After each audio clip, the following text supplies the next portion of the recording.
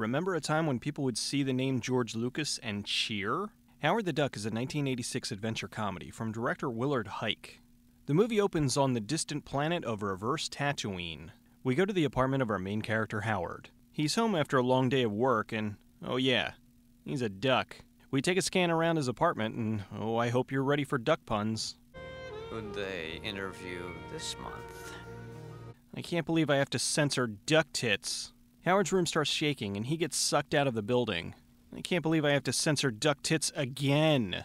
That's foul. A planet where ducks evolved from men? This wormhole thing takes Howard from his home planet of Duck World and drops him on Earth. Wait, his planet's called Duck World? It's like if Earth was called Human World. Anyway, Howard gets dumped into a back alley in Cleveland, Ohio, where he's discovered by some extras from Liquid Sky. Hey, we just found a 3-foot-tall sentient talking duck. What should we do? Let's bring him into this nightclub. Inside the club, the band Cherry Bomb is playing. You're thinking Vixen, but I'm thinking Phantom Blue. Howard gets thrown out and runs into all sorts of hijinks. After getting thrown off Cher's motorcycle, he passes out. Beverly, the lead singer of Cherry Bomb, is walking home and is attacked by some punks. Howard sees this and decides to step in. That's it. No more Mr. Nice Duck. He fights them off using his quack foo.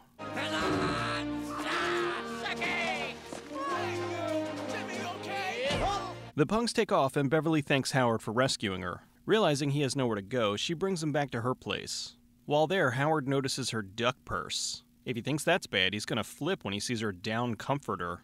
Howard falls asleep, so Beverly roots through his wallet. More duck puns. What am I gonna do with you, Ducky? Well, whatever you do, don't go to Chinatown. Beverly takes Howard to the museum to see her scientist friend Phil. Ladies and gentlemen, Oscar-winning actor Tim Robbins.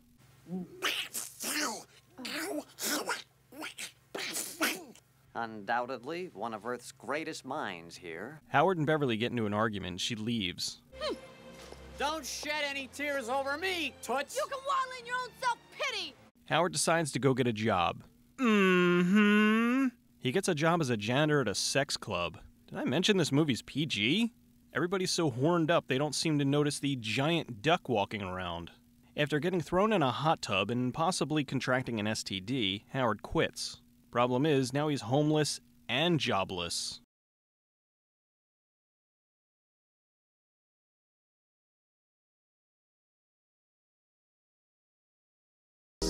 Howard ends up back at the club where he met Beverly. He beats up the band's manager and takes back the money that he owes them. Jeez, you must be Casey. Meet Howard. Wow. Hi, Howie. That is some epic mall hair. Phil shows up backstage and what the hell? Howard! Beverly and Howard head back to her place and, oh my goodness.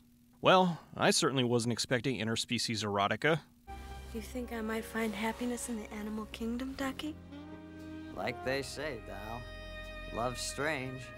We could always give it a try.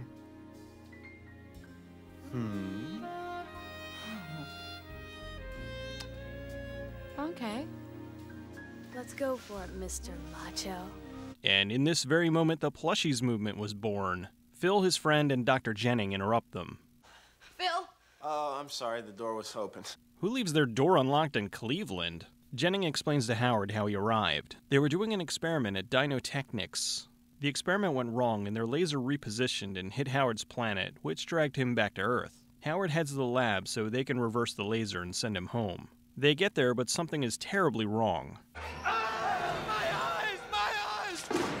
The scientists were messing with the laser and brought down something different. The police show up and arrest Howard.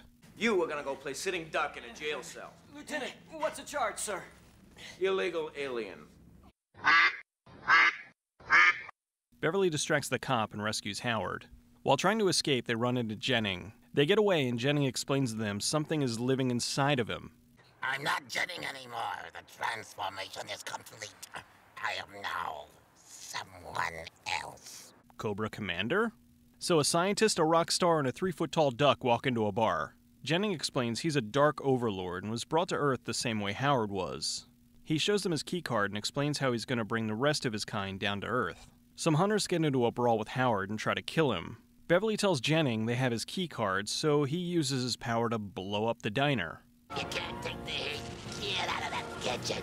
Jennings knocks out Howard, takes the key, and gets away with Beverly. Well, this movie just got really dark. Tentacles? Upskirts? They trying to appeal to the hentai crowd? Howard meets up with Phil so they can go and rescue Beverly. Over here, by this conveniently sized hole in the fence, we find this conveniently placed ultralight. That's really profound, Howard. Did you find the toolbox? Yeah, I know why you want a toolbox. Because you're a toolbox? They take off and the cops chase after them. Jennings stops at a nuclear power plant and gets in with a tour group. Jennings easily gets into the reactor to absorb its energy. Security here is terrible.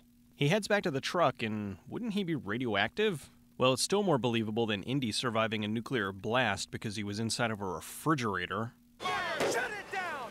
What the hell's wrong with you? I want to see your license, Jack. I am the Dark Overlord. Whatever you do, don't look on my hard drive. Howard and Phil make it to the lab to stop the Dark Overlord and rescue Beverly. Phil and Howard break into the weapons room and take the BFG. Jennings puts the Sega VMU in the machine and begins the process to bring down the rest of the Overlords. You're in big trouble now. Yeah, shut up. Oh yeah? Well, the idiot and the duck are gonna stop you. Howard's facing off with the Dark Overlord, and did I mention that this is ridiculous? Howard blasts Jennings with the disintegrator, and it doesn't kill him, it just releases the Dark Overlord. This thing is badass.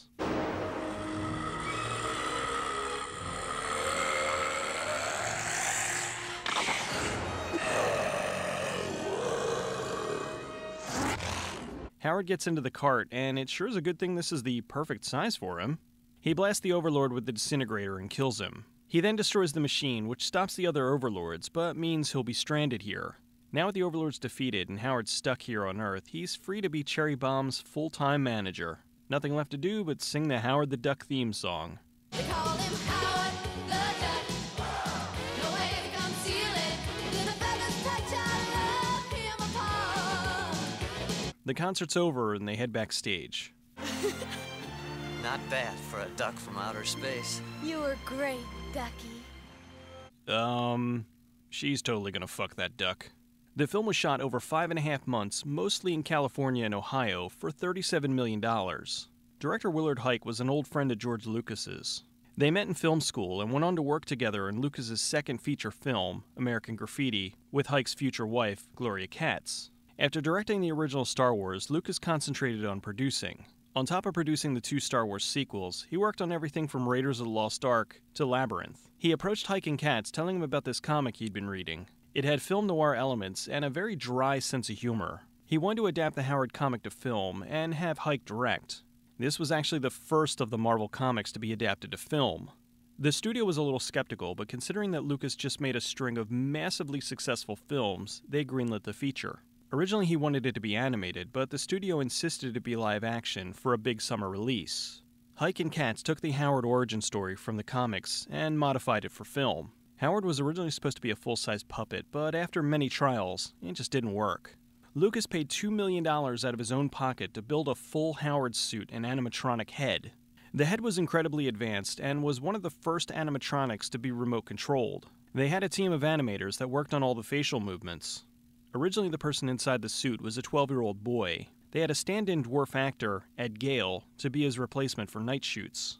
Eventually, it became clear that the 12-year-old wasn't working out, so they gave the role over to Gale.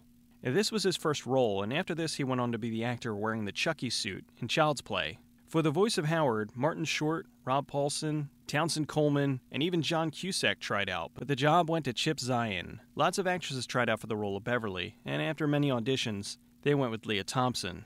Katz liked her performance in Back to the Future, which helped her to get the role. Thompson designed her look to be a combination of Cyndi Lauper and Madonna. Since Lucas frequently worked with dwarves, he had no problem getting lots of actors for the Duck World scenes. The diner scene had so many effect shots, that alone took a month to shoot. The final sequence was filmed inside of a naval institute in California. The amazing Phil Tippett designed and animated the Dark Overlord. He named him Alan. The Howard the Duck theme was written by Thomas Dolby and George Clinton. Dolby wrote most of the other songs and worked with Thompson and the band on their choreography. The girls were all given singing lessons, so while a backup band is playing the instruments, that really is Leah Thompson and the other girls singing. John Barry, the Oscar-winning composer of the James Bond movies, did the score. Lucas's ILM studio handled the awesome visual effects. When the movie was first screened, some audiences loved it and some hated it. Then when the critics got a hold of it, they did nothing but trash it. The movie was a financial flop, and Lucas, who had just dumped a ton of money into building Skywalker Ranch, sold off some of his assets to recoup his loss. He sold his animation studio to Steve Jobs, which was the studio that would become the powerhouse known as Pixar. Hike's previous film, Best Defense, was also a flop, and with 2 high-profile failures in a row, he never directed again. Lucas told Hike and Katz that in the future the film would find its audience, and you know what? He was right. While the film is weird, you can tell there was a lot of passion put into it, and it's gone on to become a cult classic. While the movie itself is entertaining, it's worth it to just watch Howard. I mean, look at the expressions they were able to get in his face. This is still impressive now. Imagine how it looked in 1986. I can, to a certain degree, understand how mainstream audiences were not really getting into the movie. You've got a smart-ass talking duck, which seems like something that would be for kids, but then you have some blatant sexual moments, making it more for adults. Not to mention the ridiculously dark final act. I can just imagine the amount of kids crying in the theater. While a lot of people still consider this one of the worst films of all time, it's just unfair. It's an easy target. This movie is a goofy, occasional black comedy adventure with a great cast, impressive visuals, and overall, it's just one of those movies where you sit back and enjoy the absurdity. This movie does not deserve to be seen as one of the worst films of all time. Sit down and watch I Accidentally Domed Your Son. After that, you'll be nominating this for an Oscar. Get that planet on the phone. Ain't no time to waste. Tell him he ain't coming home. Don't join the human race. They call him Howard the Duck. No way to conceal it. Any questions? Yeah. Where are my pants? On the distant planet of Duck World, strange things are afoot.